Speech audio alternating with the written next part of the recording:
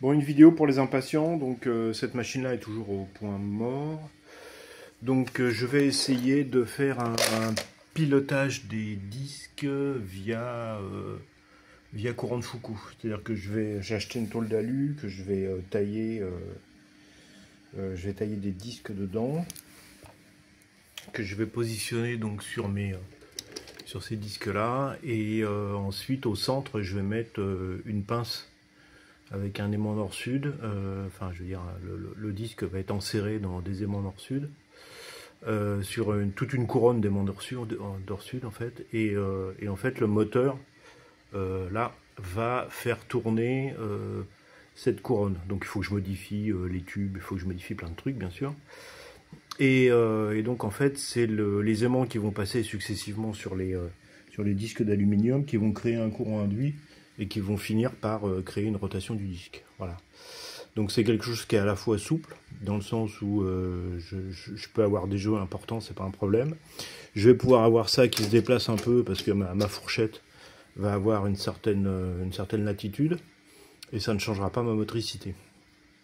Donc ça c'est à venir. Ça va être un petit peu long à faire. En plus il faut que je commande les aimants. Il faut que quand j'aurai commencé d'avancer sur la réalisation, faut que je vois quel type d'aimant je dois prendre. Donc voilà, donc ça va être pas tout de suite. En attendant, j'ai attaqué autre chose. Toujours sur le principe de la force centrifuge, mais avec un système un peu différent. Donc voilà, en fait, c'est un système cyclo. Donc là, j'ai les engrenages.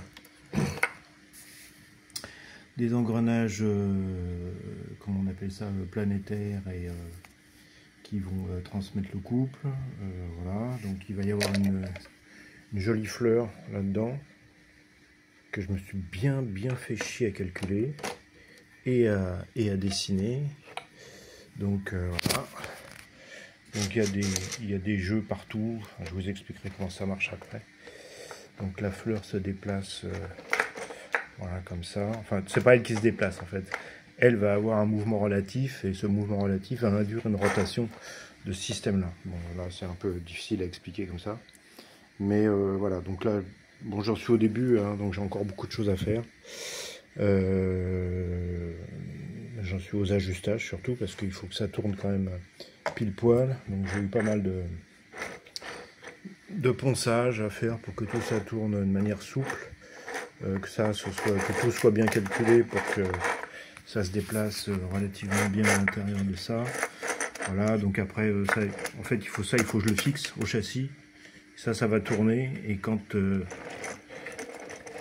va faire tourner la partie externe, en fait, c'est l'engrenage central qui va récupérer la rotation. Donc là, je suis à peu près à 1 pour 1. C'est-à-dire que quand je fais un tour, là, j'en fais un peu plus de 5 au centre.